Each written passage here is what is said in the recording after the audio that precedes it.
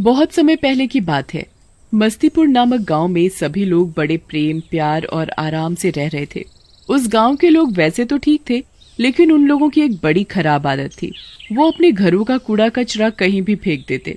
इसी कारण कुछ चूहे न जाने कहां से उस गांव में आ गए थे। इसी कारण गांव के सभी लोग परेशान रहते थे। उसी गांव में एक हरिया नाम का आदमी रहता था। एक दिन की बात है, हरिया ने अपने कमरे में गेहूं का बोरा रखा हुआ था। जब उसने उस कमरे में जाकर देखा तो उसके होश उड़ गए। हे भगवान, क्या करूं मैं इन चूहों का। इन्होंने तो मेरा जीना दूभर कर रखा है। मेरे सारे गेहूं का सत्यानाश कर दिया। मैंने बड़ी मुश्किल से गेहूं खरीदे थे। अब मैं अपने बच्चों को क्या खिलाऊंगा। हरिया को वहीं पड़ा एक डंडा दिखाई देता है और वो डंडा लेकर चूहों को मारने के लिए दौड़ता है। रुक साले रुक, तुझे तो मैं अभी मजा चखाता हूँ। हरिया चूहे के पीछे पीछे डंडा लेकर भाग रहा था। चूहे आगे आगे, हरिया पीछे पीछे। चूहे थे कि पकड़ में आ ही नहीं रहे थे। हरिया वहाँ थक हार कर अपना सर पकड़कर वहीं जमीन पर बैठ जाता है। इतने में ही हरिया की पत्नी कजरी हरिया की आवाज सुनकर आ जाती है। अरे क्या हुआ, इतना शोर क्यों मचा रखा है? हे भगवान, नाश हो इन चूहों का। इन्होंने तो हमारी नाक में दम कर रखा है। कुछ भी कर लो, ये है कि जाते ही नहीं। धीरे धीरे उस गांव में चूहों की संख्या बढ़ती जा रही थी। कुछ दिनों में उस गांव के सरपंच की बेटी की शादी थी। तैयारियां बड़े जोरों शोरों से चल रही थी। सरपंच की बेटी ने अपनी बेटी की शादी के लिए एक बड़ा ही सुंदर लहंगा चुन्नी मंगवाया था। वो अपनी शादी को लेकर बड़ी खुश थी। और आखिर वो दिन भी नजदीक आ जाता है जब सरपंच की बेटी की शादी होती है। आज सरपंच की बेटी की शादी है। वो सभी लोगों से कहता है, जल्दी जल्दी हाथ चला, बारात आने ही वाली है। अभी कितना काम पड़ा है और इन चूहों का ध्यान रखना, ये मुझे दिखाई नहीं देने चाहिए। सरपंच की बेटी सजने संवरने में लगी हुई थी। जब वो ओढ़ने के लिए अपनी चुन्नी उठाकर देखती है, मेरी चुन्नी, ये क्या हाल हो गया। अब मैं क्या ओढ़ूंगी? इन चूहों ने तो मेरी शादी की चुन्नी ही काट दी। सरपंच की बेटी अपनी ओढ़नी देखकर बड़ी बुरी तरह रो रही थी। उसके रोने की आवाज सुनकर सरपंच और उसकी माँ आ जाते हैं। क्या हुआ बिटिया, तुम रो क्यों रही हो? देखो न पिताजी, मेरी ओढ़नी इन चूहों ने काट दी। अब मैं क्या ओढ़ूंगी? इन चूहों का तो सत्यानाश हो। इन्होंने तो नाक में दम कर रखा है। ये है कि कम होने का नाम ही नहीं लेते, उल्टा और ज्यादा बढ़ते जा रहे हैं। समझ नहीं आता कि इनसे पीछा कैसे छूटे। इधर दूल्हा भी आ जाता है। जैसे ही वो बैठता है तो एक चूहा कहीं से आकर उसकी जूती काट जाता है। तो दूल्हा बड़ी जोर से चिल्लाता है, अरे मेरी जूती कौन काट गया? दूल्हे की नजर चूहे पर पड़ती है। ये रहा चूहा, इसी ने मेरी जूती काटी है। मारो इस चूहे को, मारो। चूहा दूल्हे की जूती काट कर भाग जाता है।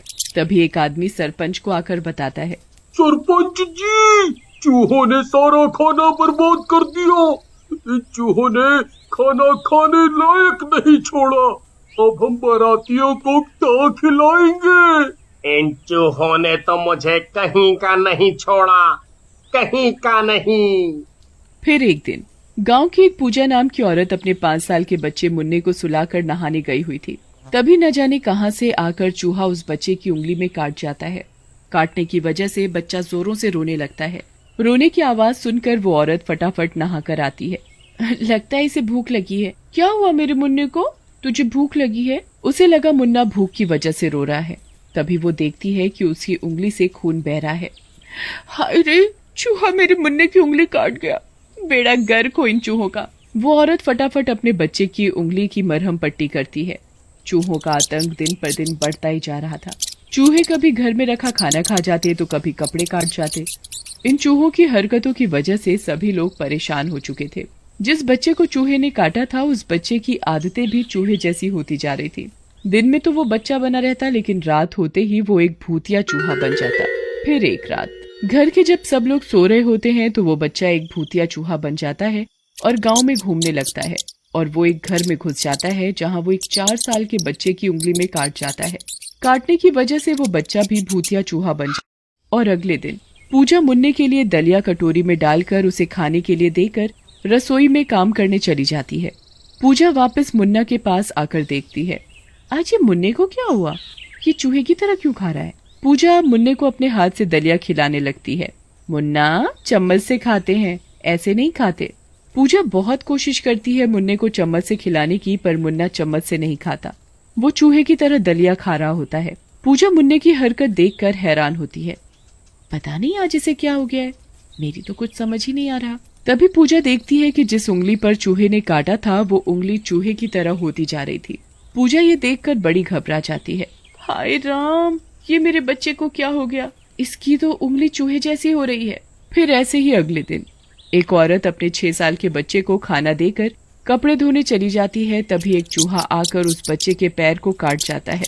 वो बच्चा जोर जोर से रोने लगता है। उसके रोने की आवाज सुनकर उसकी माँ बच्चे के पास आती है।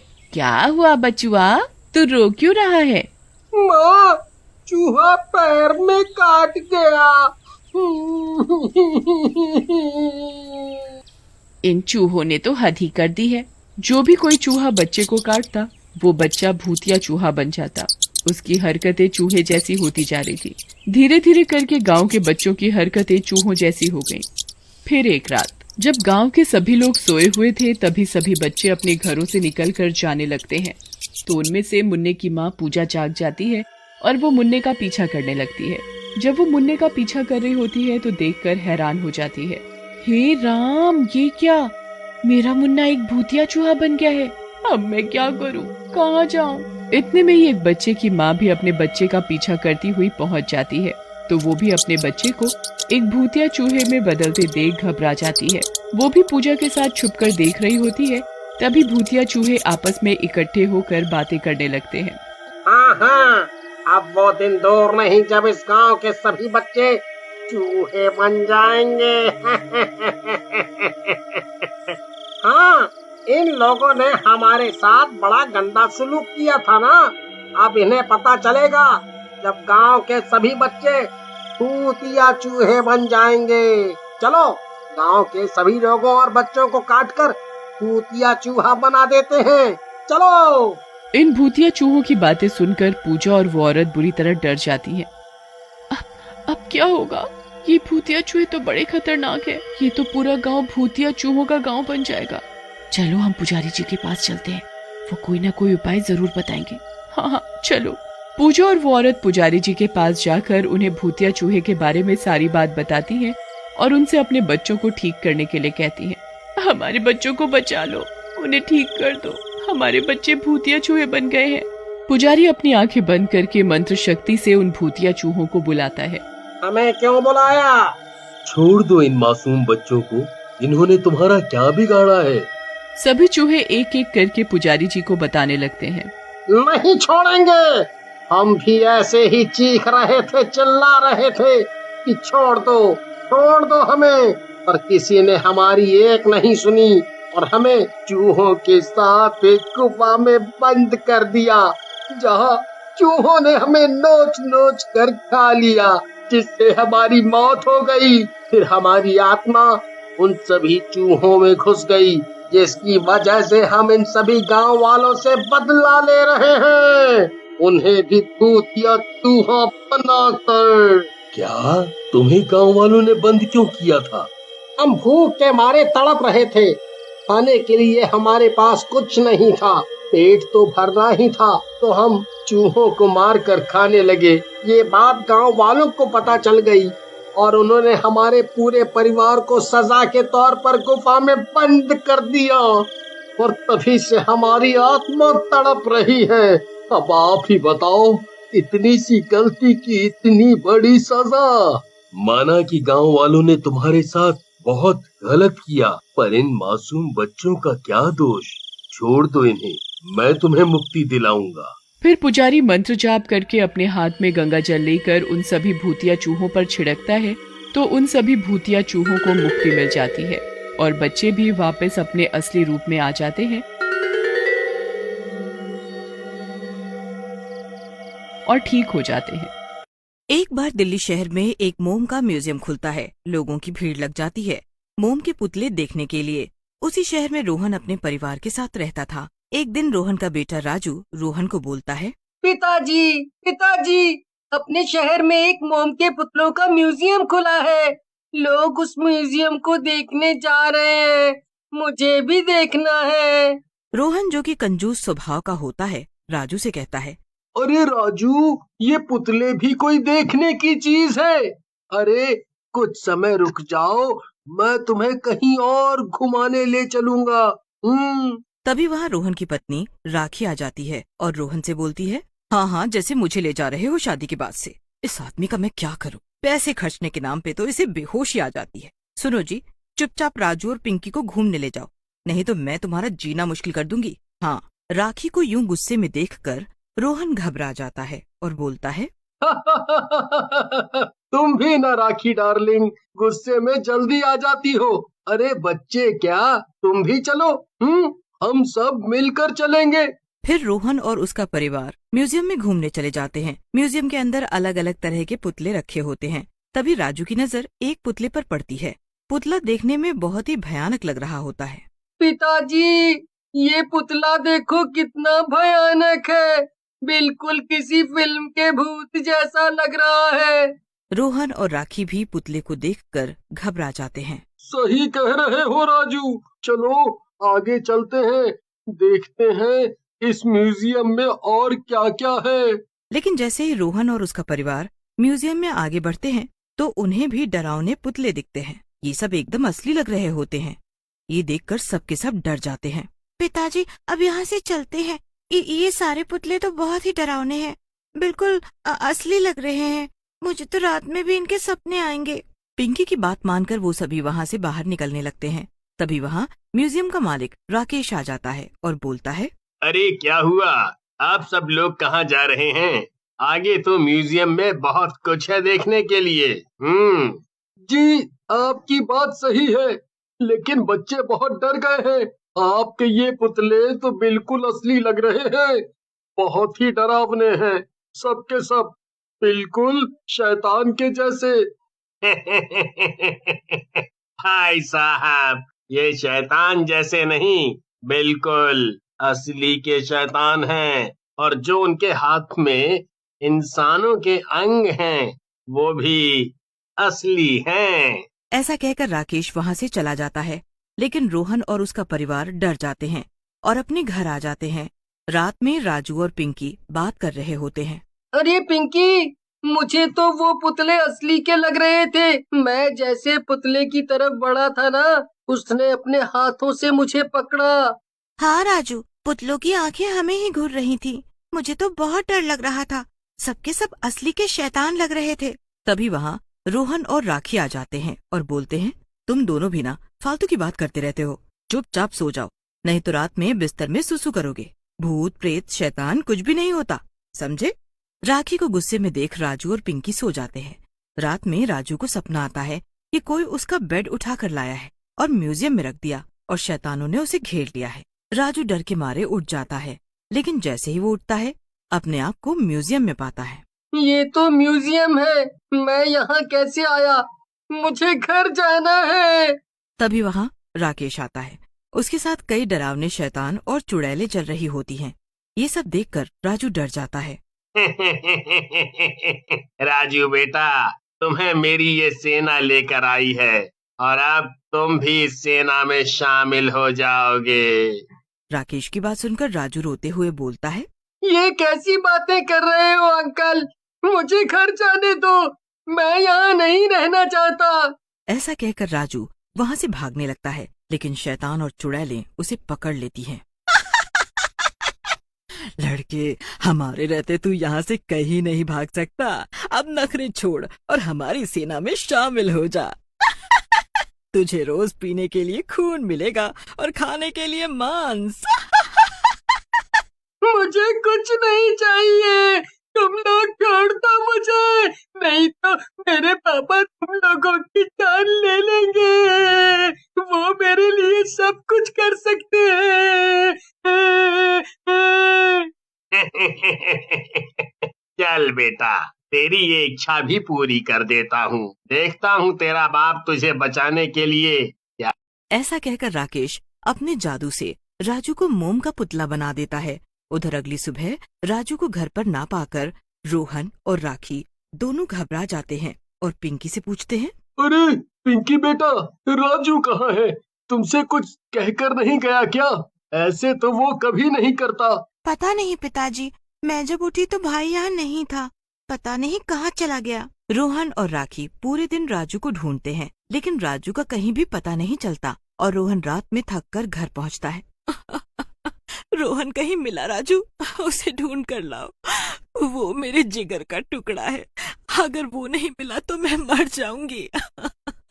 राखी को यूं रोते देख रोहन पुलिस के पास जाने का निर्णय लेता है और पुलिस स्टेशन में जाता है और पुलिस वाले को सारी बात बताता है, जिसे सुनकर पुलिस वाला बोलता है, आपकी बात सुनकर तो लगता है ये बहुत ही गंभीर बात है, लेकिन आप चिंता ना करो, हम जल्दी ही आपके बेटे को ढूंढ लेंगे। फिर पुलिस वाले के समझाने पर रोहन वहाँ से घर चला जाता है। रात में जब पिंकी सो रही होती है तभी वहाँ म्यूजियम के शैतान आ जाते हैं। पिंकी उन्हें देखकर जोर जोर से चिल्लाने लगती है। ये देखकर चुड़ैल हंसते हुए कहती है, तू कितना भी चिल्ला ले पिंकी, तेरी आवाज यहाँ से बाहर नहीं जाएगी। तू और तेरे माँ बाप बहुत दिनों से राजू के लिए परेशान हो रहे थे, तुझे भी उसके पास ले चलूं। राजू का नाम सुनकर पिंकी को एक योजना सूझती है और वो चुड़ैल से कहती है, मैं तुम्हारे साथ चलूंगी चुड़ैल जी, लेकिन मुझे सुसु तो कर लेने दो।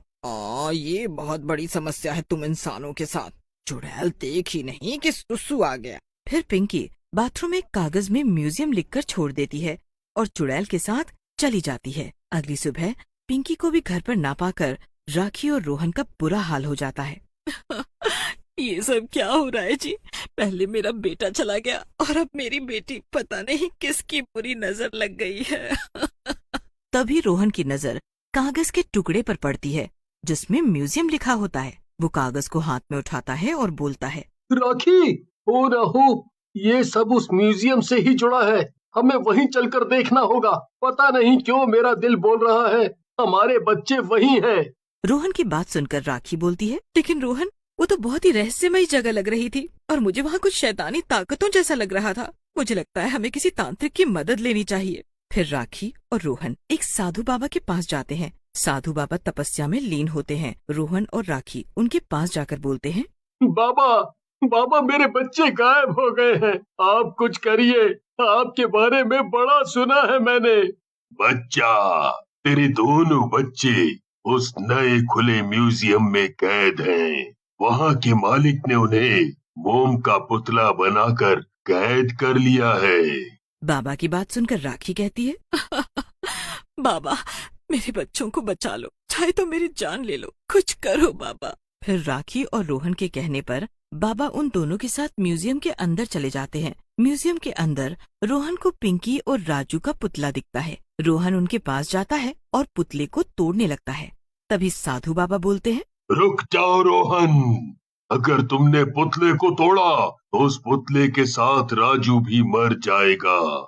ऐसा कहकर साधु बाबा अपने हाथों से भभूत निकालकर दोनों पुतलों के ऊपर डालते हैं। पुतले जलने लगते हैं और जैसे ही पुतले पूरी तरह जल जाते हैं, राजू और पिंकी उनमें से बाहर निकलकर बेहोश हो जाते हैं। लेकिन तभी राकेश अपनी शैतानी टोली के साथ वहाँ आ जाता है और बोलता है, इस बूढ़े ने तेरे दोनों बच्चों को मेरे जादू से अलग कर दिया, लेकिन अब देखता हूँ तुम सब की और अपनी जान कैसे बचाता है ये। ऐसा कहकर राकेश शैतानों की तरफ इशारा करता है। शैतान उन सब की ओर बढ़ने लगते हैं, लेकिन तभी बाबा अपनी आंखें बंद करते हैं। बाबा के शरीर से एक चक्र निकलता है जो सब शैतानों की गर्दनें काटने लगता है। चक्र शैतानों को मारने के बाद राकेश की तरफ बढ़ता है। राकेश डरता हुआ कहता है, बाबा मुझे माफ कर दो, मैंने अपनी तांत्रिक शक्तियों का गलत इस्तेमाल किया।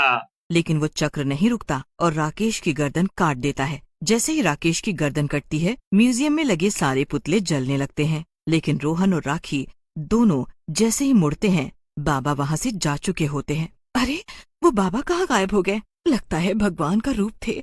फिर राखी और रोहन पिंकी और राजू को लेकर अपने घर की ओर चल देते हैं।